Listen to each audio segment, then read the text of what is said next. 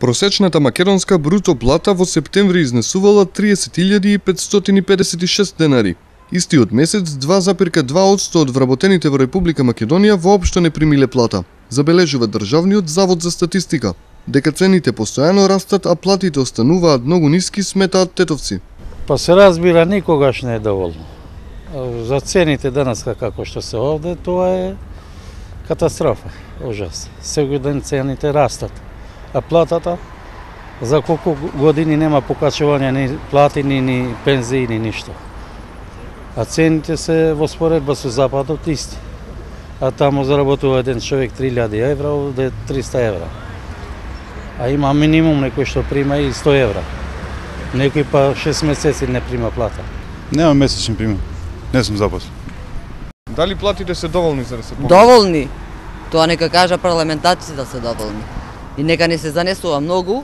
Едноставно треба да го гледа народот дека по континер леп јаде више. Ова е срамота што у свет га нема нигде више. А народот цркава за леп. И социјалци и со 2000 денара треба цел месец да го јаде и да пие и да се грее. Па не може во денешно време, како што со пензије просечни, да речеме негде 12-13 илјади, еден да зема, двајца дома да се 24.000, кога ќе израчунаш колку е кошницата, не можеш само да исплатиш неопходните артикли, а не да речеме режиските трошоци, како што е струјата, вода, комуналите, ти работи.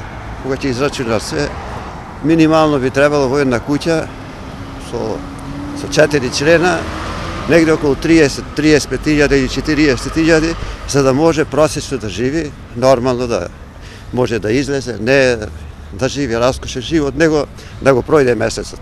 Според Државниот завод за статистика, висината на просечната месечно исплатена бруто плата по вработен во споредба со минатата година е зголемена во стручните научни и технички дејности и земјоделството, шумарството и рибарството. Намалување пак се бележи во секторите рударство и вадење камен, снабдување со електрична енергија, газ, пареја, климатизација и административни и помошни услужни дејности.